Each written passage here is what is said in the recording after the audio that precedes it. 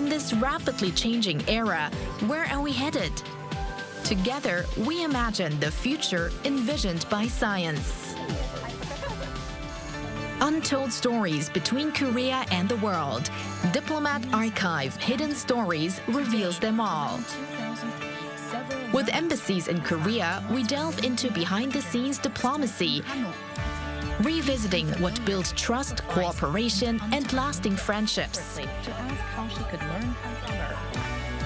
Witness moments of trust and mutual exchange that transcend borders. Over last week's and this week's episodes, see what's inside. How much do you know about Korean culture? One Day, 1K Culture captures the diverse cultural scenes happening in Korea today, highlighting movies, theater, people, and trends. From everyday landscapes to spotlights on people and arts and culture that inspire. Enjoy an episode of new K content every day from various perspectives.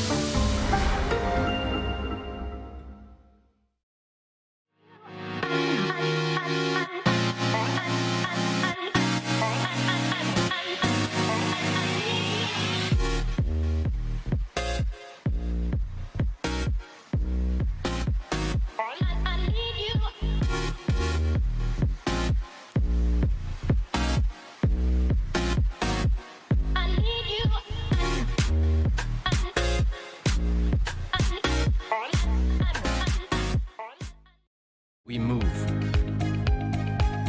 Annually, we invest more than 10% of our total revenues in research and development, and 15% in the R&D workforce. Main products: pneumatic cylinders, solenoid valves, hydraulic cylinders, air preparation units, and grippers, and all other products are manufactured through systematic management. KCC Precision. We are a well-known company in the field of road safety facility manufacturing. We operate the factory nationwide in Korea. To go beyond the demanding safety standards of the ages, we are Global Network, local, worldwide, the global small and strong company appointed by Korean government. We are KSI.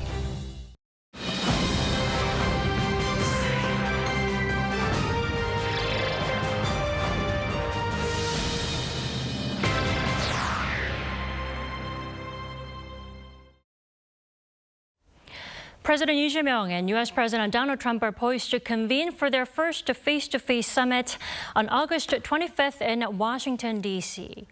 with the ultimate goals of beefing up their country's alliance to tightening the economic security partnership. His U.S. visit will design the future of ROK-U.S. relations and further sketch out his so-called pragmatic diplomacy. What to expect from the first E-Trump summit? Joining us here in studio is Professor Lee Jae-min from Seoul National University. He's also a former chairman of the Korea Trade Commission. Welcome, Professor Lee. Thank you. And also joining on my right is Professor Kim Jung from the University of North Korean Studies. Thanks for joining us, Professor Kim. Thank you for having me. And joining us virtually is Mr. Dennis Wilder. He's a former NSC Senior Director for East Asian Affairs. Hello there, Professor Mr. Wilder. Thank you for having me. Thanks for joining us. Good to be with you. And also joining us online is Mr. Jeffrey Schott. He's a senior fellow at the Peterson Institute for International Economics. It's a pleasure to have you with us. Pleasure to be with you. Thank you. And with this distinguished group. Mr. Schott, I'd like to begin with the nature of Lee's U.S. visit. It's taking the form of an official working visit, isn't it? Yes, but anytime our two leaders get together, it's an important event. And so this time there's a lot of work to be done to advance key economic and security interests of both countries. So it's a working visit. We don't need fancy ceremonies to affirm our important alliance. So cut to the chase to, really discuss the important issues. Now, Mr. Wilder, among the key items slated for the discussion is the initiative to modernize the alliance. And Trump is reportedly pushing for an increase in defense costs to at least 3.8% of South Korea's GDP. Now, I know it's lower than NATO's potential 5% commitment. How big of a bill do you think Trump will demand for stationing U.S. forces here in South Korea? It's very hard to tell. I think that one key factor, which I'm sure people are aware of in Korea, is that Elbridge Colby, a very senior man in the Department of Defense, is pushing quite hard for some reconsideration on the peninsula. He is writing a new national defense review for the Pentagon and for the Trump administration. So one question will be, how much will he influence Trump's views on these issues? Obviously, the modernization of defense is an important issue. Defense is changing very quickly. You see the use of drones, uncrewed systems. The question of how many troops on the peninsula may be something open to discussion. We are changing from needing to have large amounts of ground troops to some very real changes with artificial intelligence, satellites, cyber. Perhaps there is room for a discussion of modernization that would involve less ground troops and more sophisticated capabilities for 21st century warfare. But as I've said before, Trump is unpredictable. And I think South Korean side should be ready for a very open discussion on these issues. Indeed. Well, we're talking about money here. Professor Lee, I have to turn to you. What will be the, appropriate range of any prospective increase in South Korea's proportion of defense sharing costs? What do you think? Well, it's difficult to come up with a specific number, sure, yeah. But at least what seems to be obvious is the increase of the defense costs on the part of Korea. So as discussed before, it is being reported that the United States is asking South Korea to increase its share of the defense cost in terms of Korea's GDP from 2.6% to 3.8%, which seems to be a lot of burden for Korea now. Indeed. Yeah, indeed. But at the same time, as we know, the United States is also asking the European allies to increase their own defense sharing up to 5% until 2035, I believe. So it appears that Korea needs to come up with its plan of increase of its own cost sharing with respect to the United States. I think the key question is how incremental, the schedule should be incremental when it comes to Korea's plan to increase its cost of defense cost with the United States. So hopefully they can agree upon the schedule of increase of defense cost over the next couple of years, so that Korea can manage the pace of increase. Otherwise, it could be some quite burden for Korea for now. So rise will be inevitable. That's why this scheduling will be think crucial. so. Given what is happening in Europe and what has been happening between the two countries for the past couple of months, it appears that some sort of increase seems to be inevitable. The question is the pace and the schedule, which should be manageable and reasonable on the part of Korea. But it's really difficult to tell what will be coming out of the meeting in Washington next week. Mr. Wilder, it's one thing to raise the defense spending, but redefining the role of personnel adjustment of U.S. Forces Korea is another. USFK pursuing off-peninsula missions and also expanding its role to deter both North Korea and China. Is this a realizable plan? What do you think? Well, first of all, let me explain to your viewers that President Trump is a transformational leader. He is highly unusual, and the whirlwind of activity in the last 6 months means that he is not going to take anything for granted.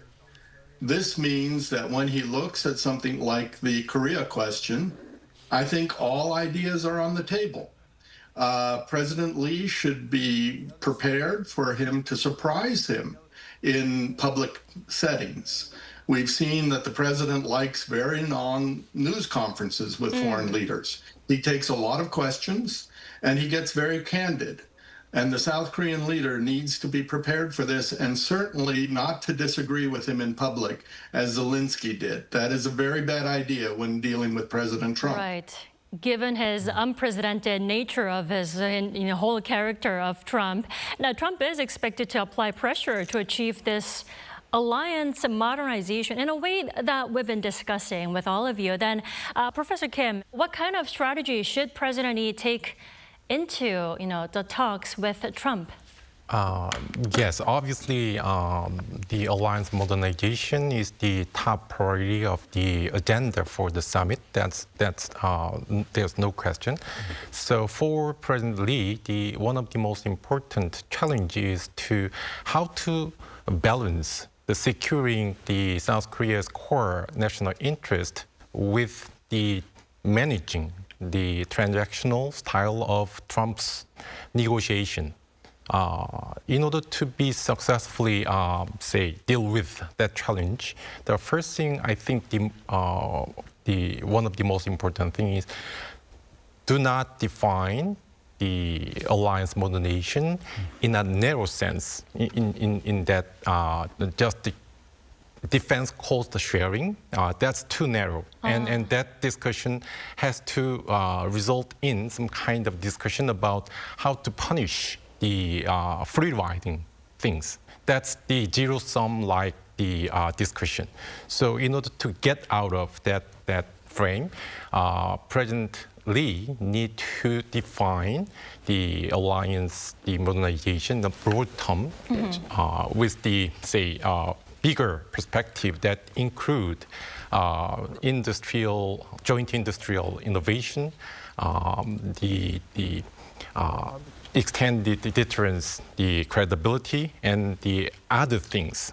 And in order to do that, the South Korea needs to be more proactive and need to be more constructive to shape the newly emerging the security architecture in East Asia. And in addition to that, South Korea also need to emphasize that the U.S., ROK, Japan trilateral cooperation is the key to counter not only the China's influence in this region, but also important to deter North Korea's nuclear threat. So in order to broaden the agendas of the alliance modernization is I think the most important thing for President Lee to make a productive discussion with President Trump.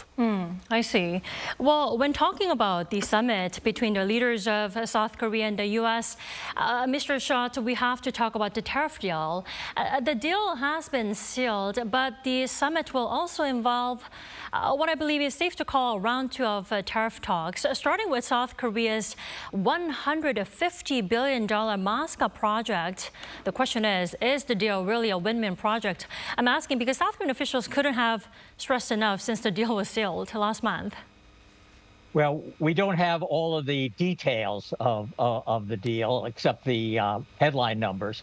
But I think the shipbuilding portion is a great example of what the previous speaker just said on the need to have a broader view of the defense alliance. And in the area of shipbuilding, South Korea can add so much to the alliance because of its expertise, its capital investments in the United States shipyards, and its willingness to help promote an expansion of U.S. capabilities. I think this is a great example of how trade and security interests can be aligned and where Korea can play a very big role in boosting the bilateral alliance in this critical sector, where the United States has fallen behind in part because of our own domestic legislation. Well, that is why huge heads of conglomerates from South Korea also tagging along with President Lee Jae-myung so that there are tangible outcomes between the two sides. Now, Professor Lee, then what things should be really fine-tuned and detailed for the Moscow project so that South Korea is not just pouring billions of dollars, but also actually benefiting from the project? Well, I think the two countries have agreed upon just the number of investment, $150 billion for the future. So I think now is the time for the two countries to come up with the specific plans and schedules for the investment and mutual cooperation on the shipbuilding area. As mentioned before, shipbuilding has become now the symbolic issue of South Korea-United States cooperation, particularly in the context of economic security and perhaps modernization of alliance on many different fronts. This has become a symbolic issue. So it's critical, I think, for the two countries to make this common co-project, joint project, a successful one. So they need to come up with a specific plan and schedule for the investment. As we know, investment requires a lot of different thinking, a lot of different levels of cooperation involving companies and governmental agencies and the public funders. So many players are involved from Korea and obviously from the United States as well. It's a complex project. Complex project. So the two countries need to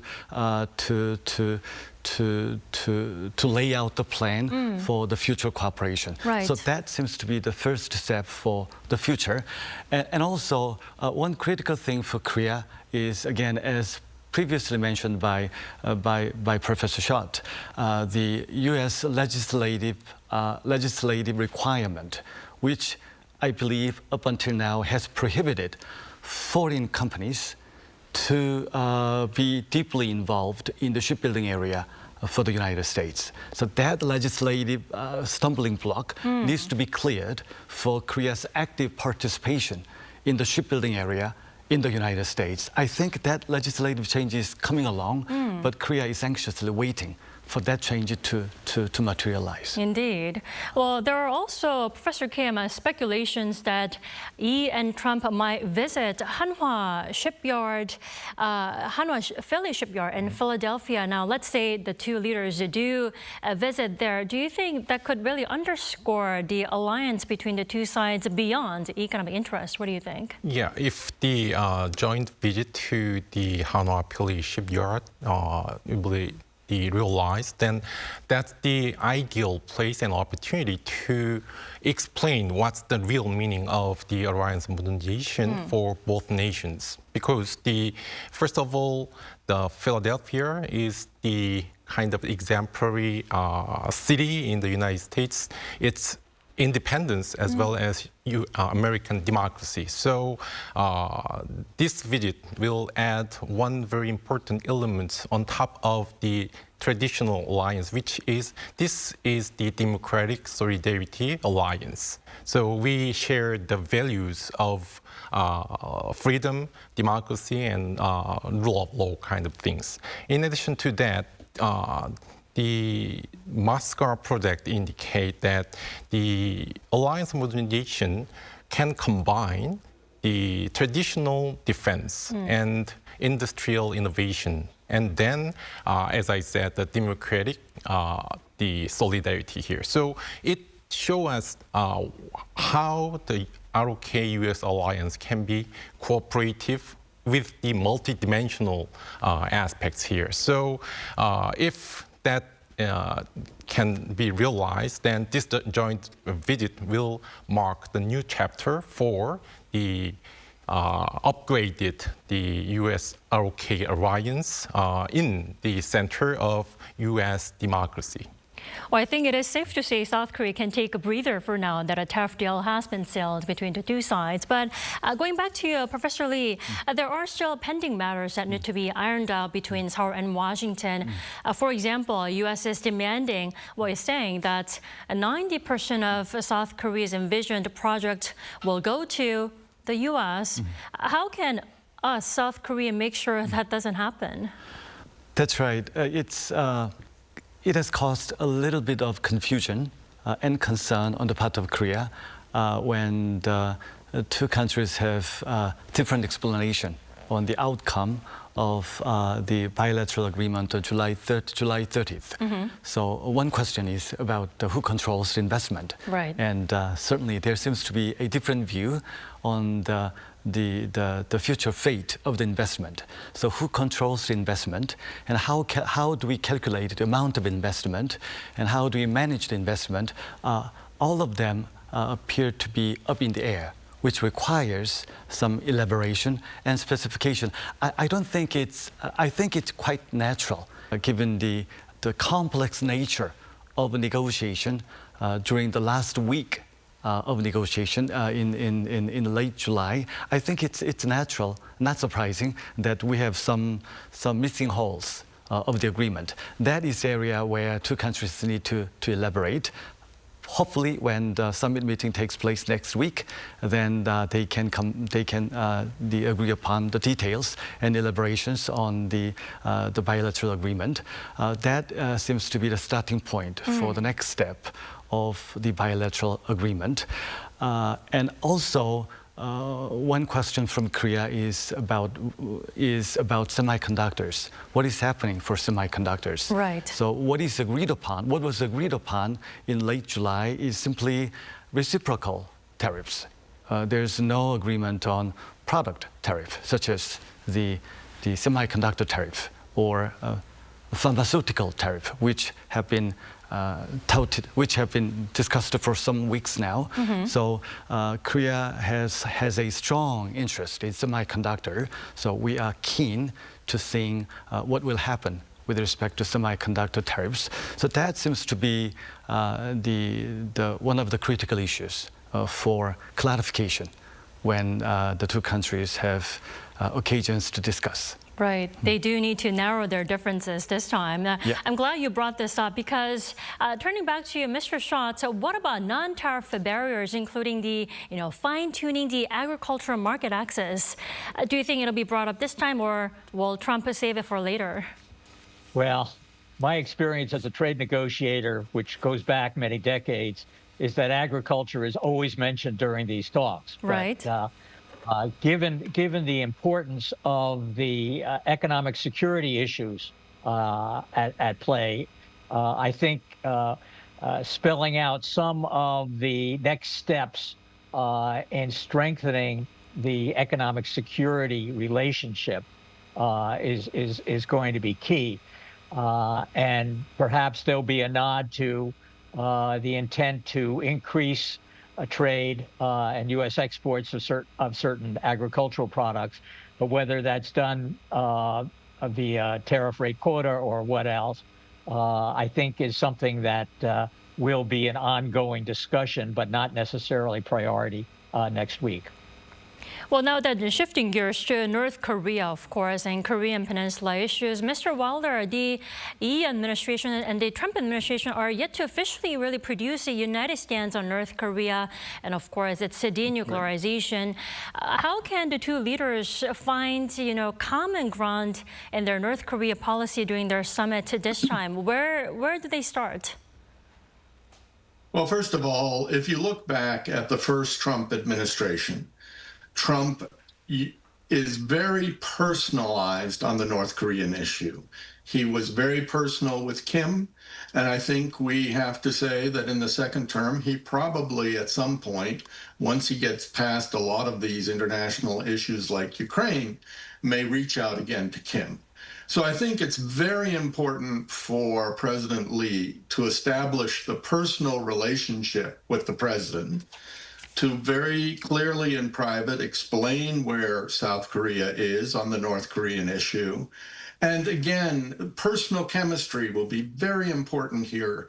Remember that Trump decides all foreign policy from within the Oval Office. The National Security Council system is not what he uses. He uses personal advisors. He uses Rubio, Vance, and others. And so President Lee really needs to very personally do this with the president.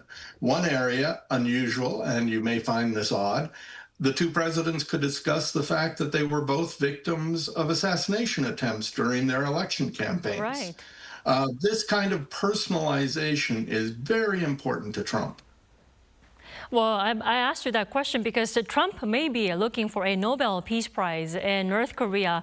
Professor Kim, what do you think Trump should do to get that prize that he really wants? Yeah, that's no longer a secret for him to seize the opportunity of receiving the Nobel Peace Prize through North Korea. Yeah, that's right. So I think one of the most important achievement, if he can, then obviously the denuclearization of North Korea. If it is successful and make a big deal, then without doubt he's going to be the very viable candidate for Nobel Peace Prize. But it is also very difficult.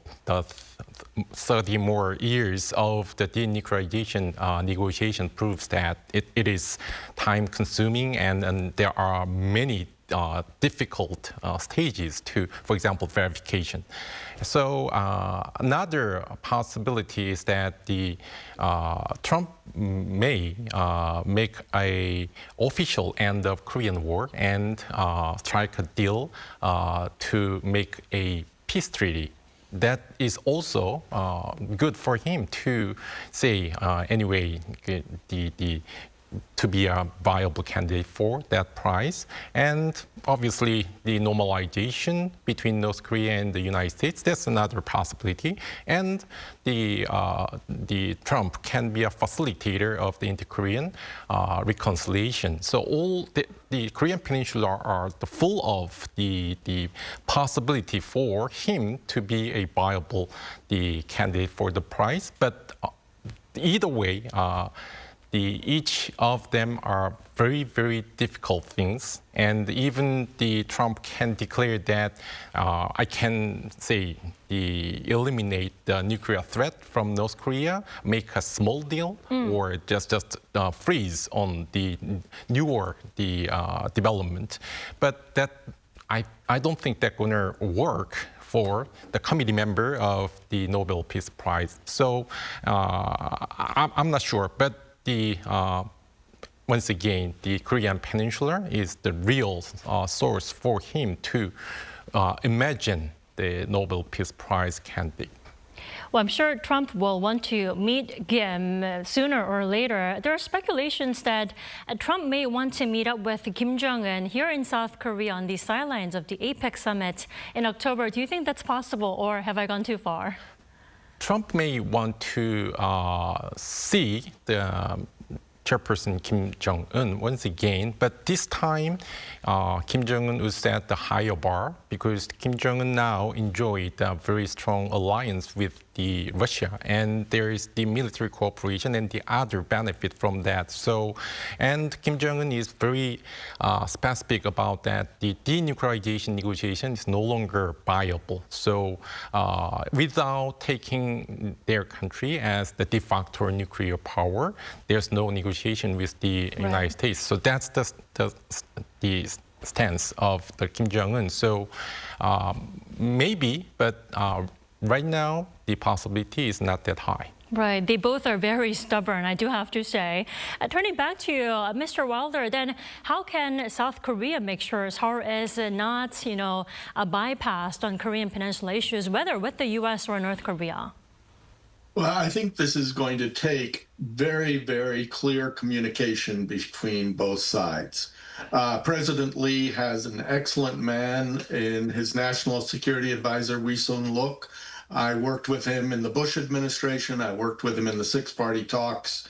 He knows the North Korean issues backward and forward.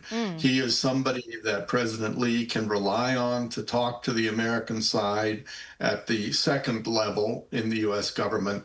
But it's absolutely crucial that they develop these relationships with not only Trump, but that inner circle around Trump. And I'm sure South Korean officials have been very good at this in the past. I'm sure that they can do this again, but it will take a lot of effort. It will take a lot of patience with the Trump administration, but they need to make clear what the stakes are, what the issues are with North Korea, and what the best path they believe to some sort of settlement of the issues. Well, Mr. Shaw, President Lee is also stopping by Japan first this weekend ahead of his U.S. visit. Now, I'm sure this is a very strategic move. Would you say this is part of Seoul's efforts to stress the trilateral cooperation between Seoul, Washington, and Tokyo, and potentially bolster South Korea's negotiating position in trade discussions with the U.S.? What do you think? Well, as we said earlier, trilateral cooperation is critical in the region. And so this is a way of bolstering the Asia side of the equation. And I think it's critically important for having smoother Korea-Japan relations. But of course, another way of doing that is for South Korea to look into the large regional economic relationships that exist. Korea is part of the Regional Comprehensive Economic Partnership, but not part of the U.S.-originated Trans-Pacific Partnership that Trump pulled out of 7-8 years ago. I think that's another area where Korean economic officials ought to start reviewing their positions. And this is an area where there can be greater cooperation with Japan and allies in the region, just as the European Union has reconsidered the Comprehensive and Progressive Trans-Pacific Partnership as a way of reopening and deepening economic and strategic talks with key partners. Then, Professor Kim, can Lee's Japan visit be a message to the U.S., highlighting the importance of trilateral security in countering China's, growing influence and regional assertiveness? What's your take on this? Sure. The President Lee's visit to Japan has dual message. First one is for the U.S. audience. The President Lee is from the progressive political party, and there are many important concerns about the security policy orientation of President Lee. So here's the clear message. He signaled to President Trump and U.S. audience that he thinks the trilateral security cooperation with Japan and U.S. is the linchpin in stabilizing the East Asian region and countering China's influence and deterring the North Korea's nuclear threat. That's the first very important signal. Second one is this is the signal toward Beijing.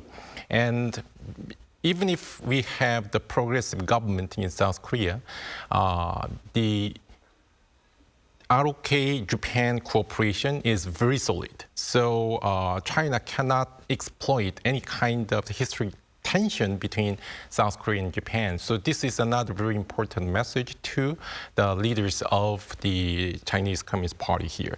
So anyway, this kind of the strategic visit to Japan can give very strong bargaining hand in the President Lee. So he can use this kind of the importance of the trilateral cooperation with Japan and U.S. In front of the President Trump. So this is another good example of why the modernization of alliance can be cooperative and mutually beneficial and the key in say, maintaining the stability in this region. Indeed. Well, in a nutshell, Professor Lee, it is President Lee Jae-myung's first visit to the U.S. and Japan, which are both critical partners of South Korea. What level of achievement would constitute a successful visit? Well, yes, indeed, it's a critical visit. So the next week will be a critical moment for Korea. The Korea-Japan summit is coming Saturday, and Korea-U.S. summit next Monday. Critical week is ahead of us.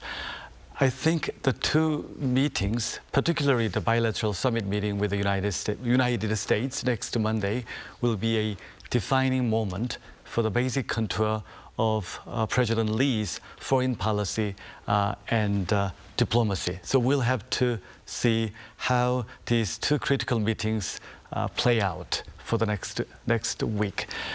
And I think, how do we evaluate the meeting?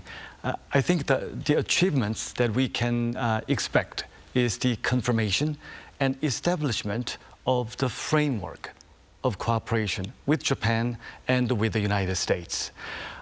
We have had many working level meetings this year.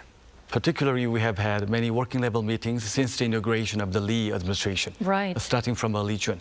But we do not have a critical summit meeting where critical issues can be discussed. This is the first occasion of for the two leaders to meet.